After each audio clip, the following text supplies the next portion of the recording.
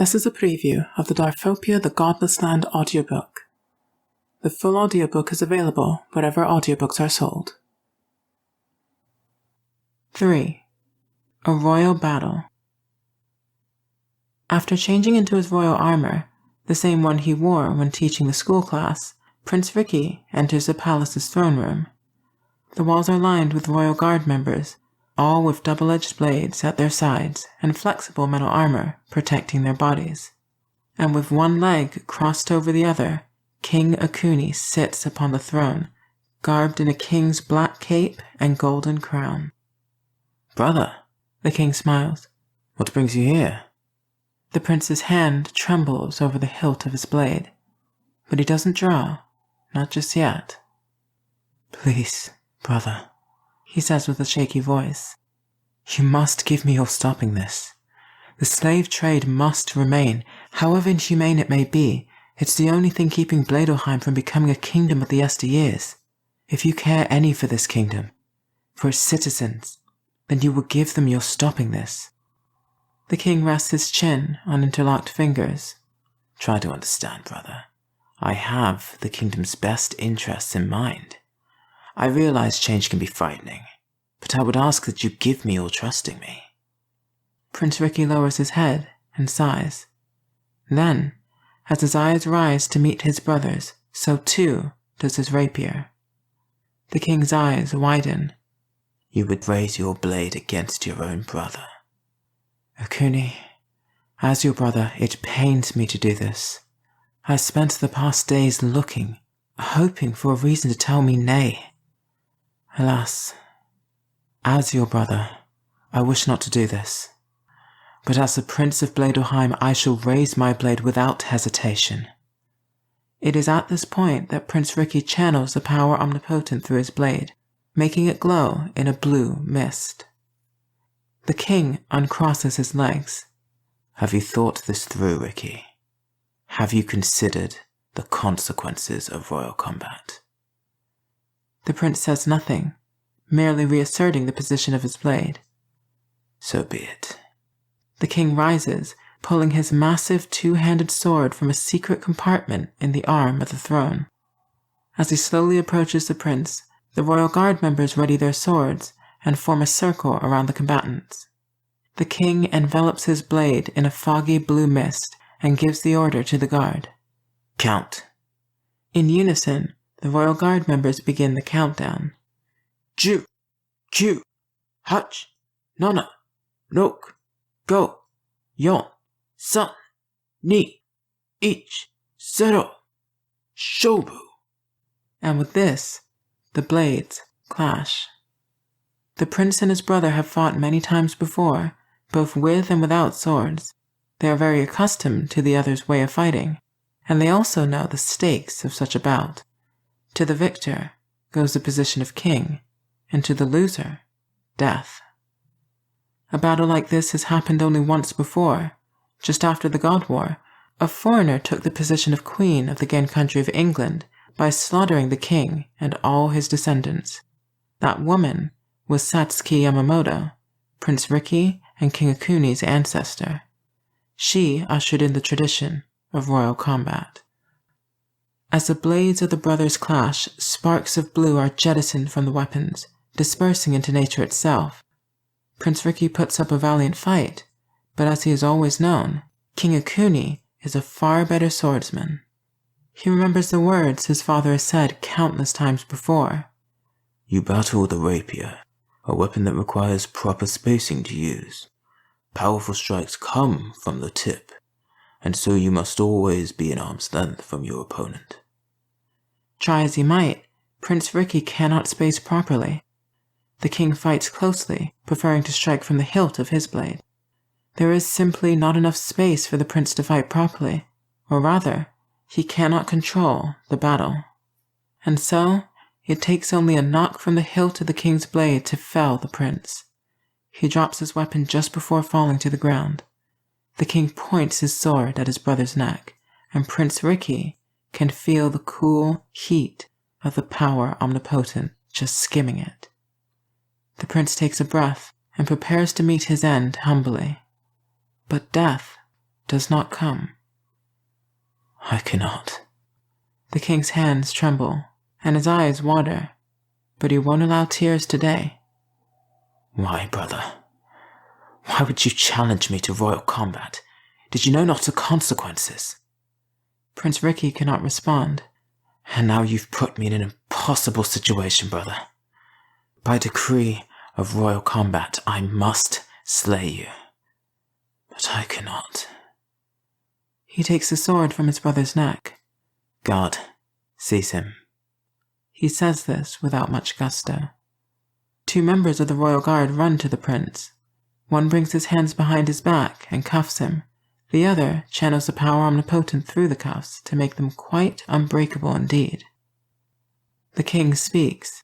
Brother, you have done much in service for this kingdom, and for that I thank you. 'Tis for that reason that I shall slay you not. Rather, though it pains me to do so, I shall be giving you my exiling you from Bladerheim. The prince's eyes widen. What? Before he can say anything else, the king says, Take him to the dungeons. I shall give him my talking to him later. Hi. The guard members respond, and they take Prince Ricky away. He has been locked away in a dungeon cell for a mere hour, but Ricky wouldn't know it. There's no sunlight at all, only blue light bulbs with the power omnipotent channeling through them. Ricky sits cross-legged, deep in a torrent of thought. Stripped of his royal garb, stripped of his rapier, only his black underclothes remain. The penetrative sound of footsteps echoes, rippling off the dungeon walls. How nice to receive the king's meeting me, says Ricky sarcastically. He looks up at his brother from the ground. Why would you do it, brother? From the other side of the bars, King Akuni struggles to keep an appropriate expression.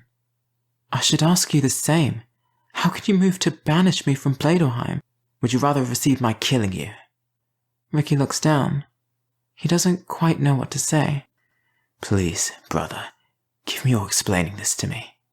You knew the consequences, did you not?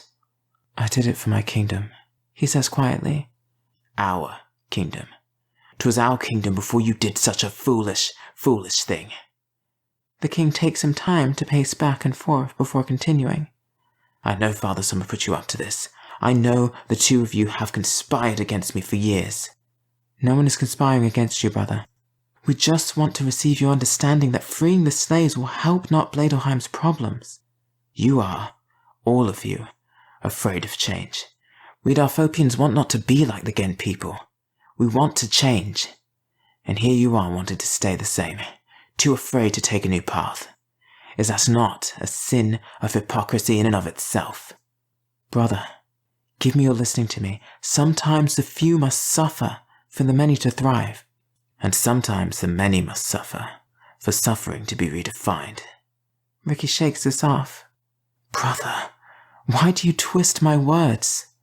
Perhaps you understand not. I just saved your life. You could have died had I given you not my sparing you. This is a game not, brother. You could have died. Only if you'd killed me. Have you no head? We could have ruled side by side, together. Instead, you challenged me. I had not a choice. We are at odds. I think not that there is anything that could change that. King Akuni hangs his head. Mayhap. The guard shall be here in the morrow to resume your exiling. He walks away slowly, his steps becoming ever so quiet. I shall give you not my stopping, brother, Ricky says softly. I wanted not for it to come to this, but 'tis unavoidable. I am sorry, brother. Wiping away a single tear that Ricky could never see, King Akuni replies, As am I, Ricky. As am I. The following morning, a few members of the royal guard come to collect the fallen prince. Though they bind him only in handcuffs, Ricky feels as though he is shackled in chains. As he walks past the very cells that house the criminals of Bladerheim, he feels that he has received the worst punishment. And as he is walked outside the dungeon and through the kingdom, he feels the shame of facing his own citizens as half a prince. Some gasp and others cry. It can be said for certain that no one truly knows how to react.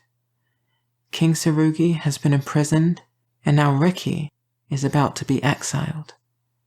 When he arrives at the northern gate of Bladelheim, he catches sight of the Futsu people, shackled and being led to work, or at least what passes for work under King Akuni's new laws. Never would Riki have thought that as the Futsu were being led into the kingdom, he would be let out. A guard member removes his cuffs and hands over his rapier and scabbard. The wilds of Darphopia are dangerous. You'll be needing these. The guard members proceed to lead him out past the gate, and in mere seconds, Riki is past the border and no longer in Bladelheim. The guard member continues. I trust that you understand well the regulations of exile. Wherever you may choose to go, you must give you obeying the laws of those lands. Bladelheim will be responsible not if you do not. Also, under no ordinary circumstance shall you receive permitted entry into the kingdom of Bladelheim. Have I received your understanding this? Yes, Riki breathes. Then that is all. The guard member concludes, bowing slightly. Good luck, and Yoroshiku. Before Riki departs, he has a few final words. Though I understand well the rules of exile, know this.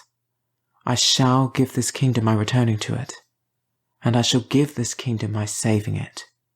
After this, Riki sets out into the wilds of Darphopia. And though he is now too far away to hear, the guard member says under his breath, For the kingdom's sake, Prince Summer, I hope you are correct.